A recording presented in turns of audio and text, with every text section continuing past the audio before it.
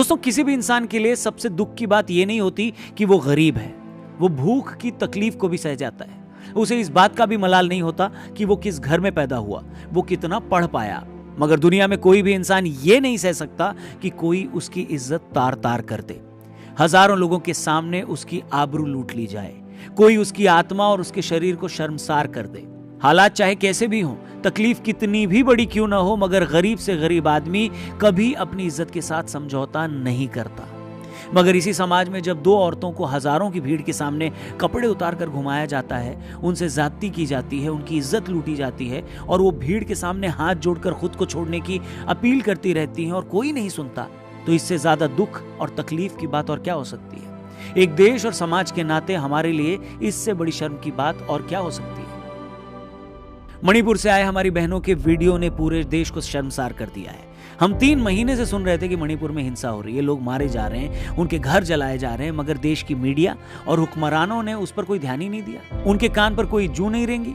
मगर 19 जुलाई को जब ये वीडियो सामने आया तो इसने पूरे देश को सन्न कर दिया।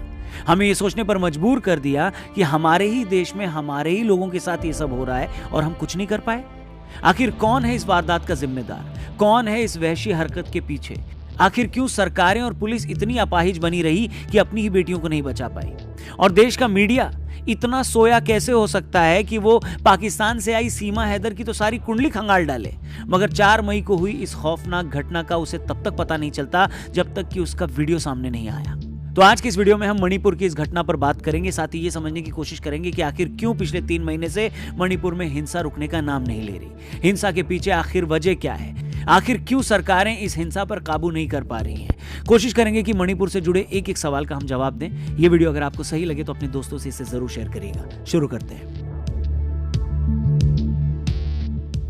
दोस्तों, इससे पहले कि मैं इस ताजा वीडियो पर आऊं, 3 महीने से फैली मणिपुर हिंसा की बात करूं और हिंसा को रोक पाने में राज्य और केंद्र सरकार के निकम्मेपन का जिक्र करूं, मैं चाहूंगा कि आपको मणिपुर की प्रॉब्लम से जुड़ी कुछ बेसिक बातें बता दूं ताकि आप बेहतर तरीके से इस इशू को समझ पाएं।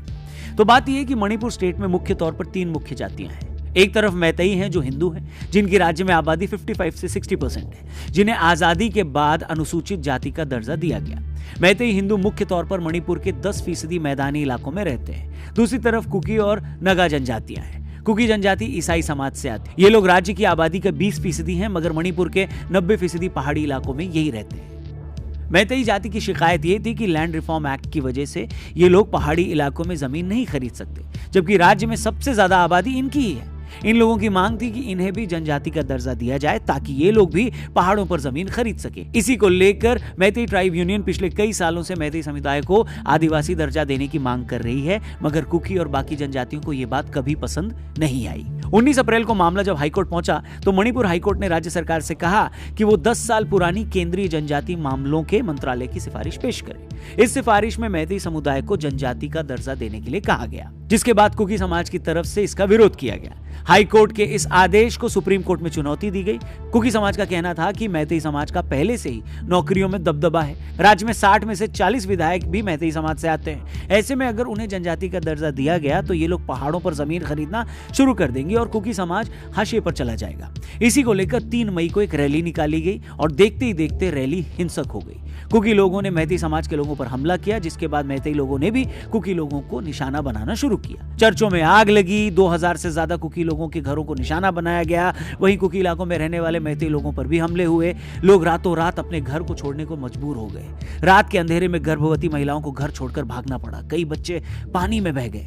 पिछले 80 दिनों से फैली इस हिंसा में अब तक 150 लोग अपनी जान गंवा चुके हैं। 5000 से ज्यादा आगजनी की घटनाएं हुई हैं। 7000 लोग गिरफ्तार किए गए हैं। हिंसा की 6000 वारदातें हुई हैं और 60,000 लोग राहत शिविरों में रहने को मजबूर हैं। देखते ही देखते जाति की ये लड़ाई ने धार्मिक रंग भी ले लिया।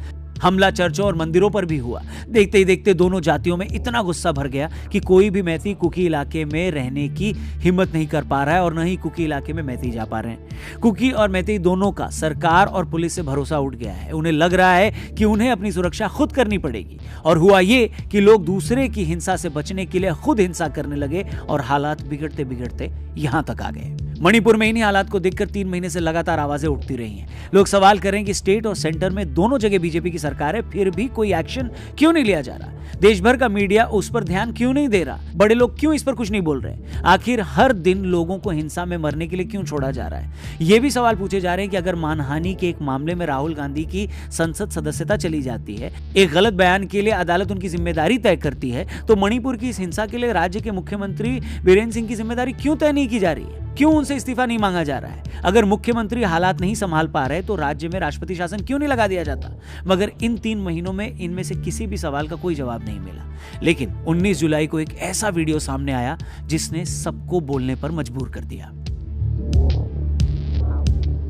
ये वीडियो 19 जुलाई को जरूर सामने आया, मगर ये घटना 4 मई की बताई जा रही है। इंडियन एक्सप्रेस में पब्लिश रिपोर्ट में घटना से जुड़ी एफआईआर की डिटेल दी गई है। घटना का पूरा ब्यौरा सुनकर आपके रोंगटे खड़े हो जाएंगे। एफआईआर में पीड़ित महिला ने बताया कि थौबल जिले में 800 से 1000 लोगों ने कुकी लोगों के घरों पर हमला किया। इस भीड़ से बचने के लिए लोग अपने घरों से भाग रहे थे। इसी भीड़ में 2 महिलाएं और एक युवा महिला अपने पिता और भाई के साथ जंगल की तरफ भाग जाते हैं। पुलिस जैसे तैसे इन्हें बचाने में कामयाब हो जाती है, मगर तभी भीड़ पुलिस पर हमला करके इन लोगों को पुलिस की कस्टडी से छुड़ा लेती है।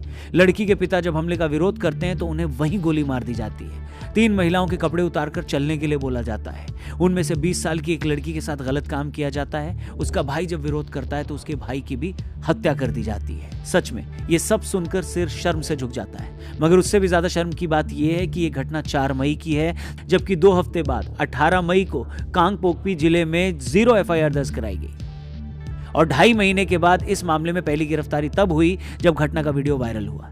मतलब जिस घटना में 2 लोगों की मौत हो जाती है, एक लड़की से रेप होता है, 3 महिलाओं को बिना कपड़ों के घुमाया जाता है, उस मामले में 2 महीने बाद सिर्फ 1 गिरफ्तारी होती है। जी हाँ, सिर्फ 1, वो भी तब जब उस घटना का वीडियो वायरल हो जाता है। इससे आप समझ सकते हैं कि मणिपुर में पुलिस प्रशासन कैसे काम कर रही है।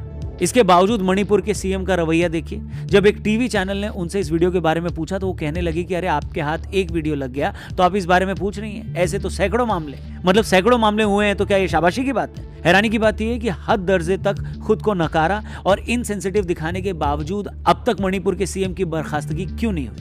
इतनी हिंसा के बावजूद राज्य के सीएम का अपने पद पर बने रहना और बीजेपी का उन्हें इस पद पर बनाए रखना लोगों की भावनाओं का सरासर अपमान है। जब गुजरात, कर्नाटक और उत्तराखंड जैसे राज्यों में बीजेपी रातों रात सीएम बदल देती है और कोई चू भी नहीं करता, तो मणिपुर में आखिर ऐसी क्या मजबूरी हो गई कि वो अब तक ये काम नहीं कर रही है? मजबूरी जो भी हो, मगर बीरेंद्र सिंह का एक पल भी सीएम पद पर रहना पीड़ितों की भावनाओं का मजाक है। दोस्तों, भीड़ कितनी भी हिंसक क्यों ना हो, कितनी भी अराजक क्यों ना हो, लेकिन अगर सरकार चाहे तो ऐसा हो ही नहीं सकता कि उस हिंसक भीड़ पर काबू न पाया जा सके। कश्मीर का उदाहरण हमारे सामने है। मणिपुर तो स्थानीय जातियां एक दूसरे के खिलाफ हैं। कश्मीर में तो सुरक्षा एजेंसियां ही भीड़ के निशाने पर थी। हिंसक भीड़ के बीच छिपे आतंकियों का पता लगाना भी मुश्किल था। कौन किस कोने से हमला कर दे ये पता लगाना भी मुश्किल था।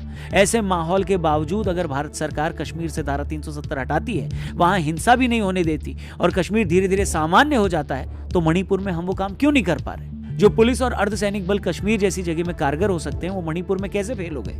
इससे साफ लगता है कि इस हिंसा को रोकने की शायद ईमानदार कोशिश नहीं की गई। शायद एजेंसियों ने अपना काम ईमानदारी से नहीं किया, वरना ऐसे कैसे हो सकता है कि हिंसक भीड़ पुलिस के कब्जे से लड़कियों को छुड़ाकर उनके साथ ज्यादती कर जाए, उनकी इज्जत तार तार कर दे, लोगों के कत्ल हो जाएं और पुलिस कुछ भी न कर पाए? हैरानी यह भी है कि 3 महीने से मणिपुर जल रहा है, मगर नेशनल मीडिया ने भी उस तरफ वैसा ध्यान नहीं दिया। मणिपुर की हिंसा पर वैसी बहसें और डिबेट्स क्यों नहीं किए गए जैसी राजनीति और सीमा हैदर जैसे मुद्दों पर होती हैं? क्यों नहीं इस मामले पर नेताओं को कटघरे में खड़ा किया गया? आखिर क्यों अपने ही लोगों को अपने ही देश में अपने ही लोगों के खिलाफ लड़ने के लिए खुला छोड़ दिया गया?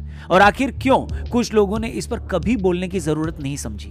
ये सारे क्यों ही इस बात का जवाब है कि आखिर मणिपुर वहां कैसे आ गया जहां आज ये आया है। सच में मणिपुर, हम सब शर्मिंदा है कि हम तुम्हारे साथ वैसे नहीं खड़े हो पाए जैसे होना चाहिए था। मणिपुर, हम इस बात के गुनहगार हैं कि हमने तुम्हारी वैसी परवाह नहीं की जैसी करनी चाहिए थी। और मणिपुर की बहनों, हम सच में शर्मसार हैं, जो तुम्हारे साथ हुआ वो हरगिज नहीं होना चाहिए था। मैं रौनक तमाम भारतीयों की तरफ से मणिपुर के हर उस शख्स से माफी मांगता हूं जिसने इस हिंसा के बीच खुद को अकेला पाया।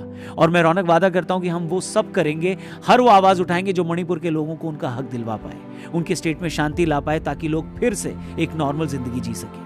आज के वीडियो में फिलहाल इतना ही। ये वीडियो सही लगी हो तो और भी लोगों तक इसे जरूर पहुंचाइएगा, शेयर करिएगा। Thank you for watching. जल्दी मिलते हैं। जय हिंद।